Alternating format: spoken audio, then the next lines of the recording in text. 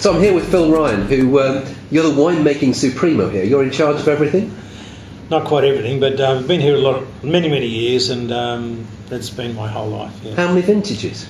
Here in this winery, 35, yeah. But I've been with the company for 45 vintages now. Wow. So over the course of that time, you must know everything there is to know about Hunter Valley, Semillon and Shiraz. You never know everything, but I think I've got an experience to be able to get us over the hump. We want to start with Shiraz. Yeah, sure. I mean, we've just tasted some fabulous wines. So Hunter Shiraz, it was maybe one of those wines that people have dismissed in the past as being sweaty saddle. The ones we tasted today, none of that. Yeah, there's been a great improvement in technology, particularly in red winemaking over the last 20 years. White winemaking had its great resurgence in terms of technology probably 40 years ago with refrigeration, etc. But red winemaking really did come to the fore in terms of improvements around about the 1980s, 1990, and we're all the benefit for that. We look now to, obviously, in the vineyard, to exposure of the bunches, canopy, how the canopy is managed, and then when we come into the winery, we're looking at ripening levels. We look at things like cold soaking now we didn't do before, where we can actually hold the crushed juice very cold and allow the juice to leach out colour and flavour before we start the fermentation. We can extend the fermentations longer than before with selected yeast. We've got better oak, we've got better cap management, heading down. There's a lot of things now happening in red wine making, and again we come to the press situation. It's old hat now, but the airbag press has been a revelation in the last 20 odd years, so reds have improved dramatically. So that's probably happening throughout Australia.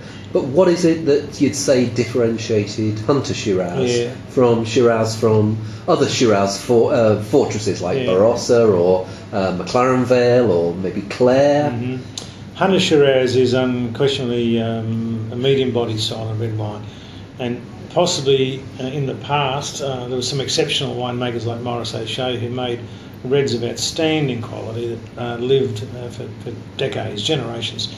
But there were some wines made during earlier periods which suffered from hot fermentations and production of sulphide and this sort of thing, which led to this, if you like, sweaty saddle character, which seemed to label medium-bodied dry reds with slight sulphitic characters. Those days are all over now. There's the winemakers of today have much better appreciation how to protect the fruit and maintain and get that purity of fruit. They're still medium-bodied wines, but they have this joyous middle palate.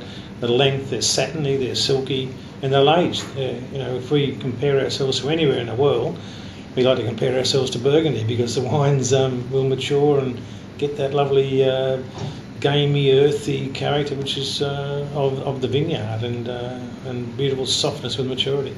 Do you ever think, I mean, you're talking about Burgundy, do you ever think you'll get to a stage where people talk about individual vineyards within the Hunter Valley as they do talk about Mussini and Chambertin?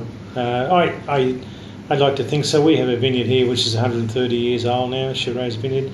That's seen countless generations worked out. It's our best Shiraz vineyard and produces outstanding wines. Australia is very new at understanding the word terroir. We haven't understood really the fundamental importance there, but that's going to come with time. If you think about Burgundy, 1,000 years ago the French worked out where they're going to grow their best Chardonnay and their best Pinot. We've got a bit more a few years of catching up to do. Yeah. But I think that's happening in Australia now. The great vineyards are being identified and are being protected, and the Hunter produces a style of Shiraz which is unique to Australia. It is not what is perceived as an Australian Shiraz. It's not big and big structure, high tannin weight and high alcoholic weight, and big black fruits. It's much softer, more complex wine than that, and a great food wine, magic food wine. Yeah. There's a lovely story, a quick one, and a few years ago, Len Evans, who was a constant visitor here, and I was a constant visitor to his home, and with him, and we did a tasting here of that old hill we saw today from the 43 vintage up to 2003. We looked at about 30 different vintages, and people like James Halliday were here, and it was a gathering of very senior wine people, and we discussed each of the vintages, and in the end Len stopped the conversation. He said, none of those vintages need to be discussed. He said the best vintage here is the 43, the rest are too young. So I thought that said it all about where he thought Hunter Red should go, and that is with maturity. And that's a potential they have. But thinking about potential, we've also tried some really nice whites today. I mean, Hunter Semillon, it's had this reputation as being a wine that, an ugly duckling wine, a wine that tastes a bit odd and gawky when it's young, but blossoms. I mean, it's certainly with the wines we've tasted today. We've tasted a 2010, which is less than a year old, and that was looking really good. But 2005 was looking even better. I imagine that these are wines that you've seen age extremely well. Yeah, so Semillon is a real enigma, and it's something that, again, is because of this beautiful valley. Whatever happens in this valley, it produces a Semillon with this incredible potential to change and develop with time in the bottle. It doesn't need oak. Their wines are very simply made. It's just pure free-run juice, which is clarified, fermented cool, straight in the bottle.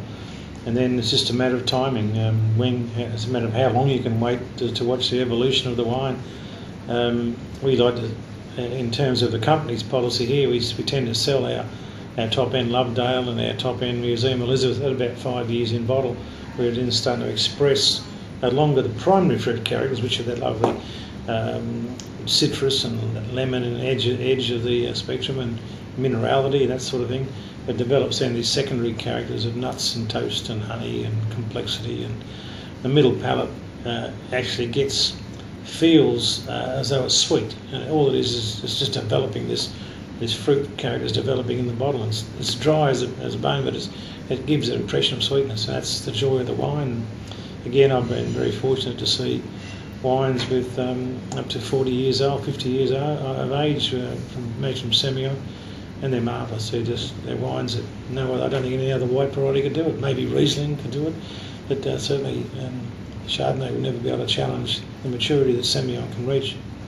And the strange thing about Sauvignon Blanc. Sorry, Sauvignon Blanc. Oh, one of my favourite lines about Sauvignon Blanc was someone who said it's like one of those people who likes to sing but can't. And but what amazes me is the low alcohol. Yeah. I mean, and it seems to be a variety that is able to develop flavours, even though you're picking it at what some people in other parts of the world would consider unripe. Exactly, and that is again the enigma. We don't know why the structure of that Semillon grape when we pick it has this enormous potential so far down the track. How does it happen? We don't know. All we know is that by the years of experience that we pick Semillon around about 10 to 11 bone waves, around about 18 to 20 bricks, which is quite low in alcohol, 10%, 11% alcohol. It has a natural acidity which gives the wine this edgy, almost this very lemon citrus character when it's first made, and the minerality comes through when it's first made. But then that slowly softens, and then all these other characters start to come through.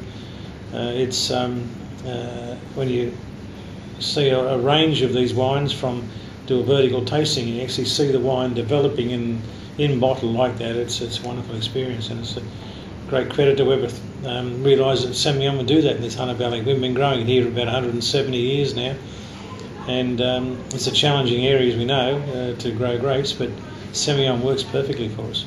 Well, it worked especially perfectly. We had some oysters today. Where were those from? Yeah, oysters were from Port Stephens. There's, as we were discussing, there's two types of oysters. There's a natural oyster which grows in the east coast called the Sydney Rock, and then those ones we have were the Pacific variety, which again from Port Stephens, and they're very juicy and a lot of flavour, and they work really well. Almost a salty character comes out of the wine with which matches with that character from the oysters, and with just a touch of lemon in the oysters, doesn't get any better.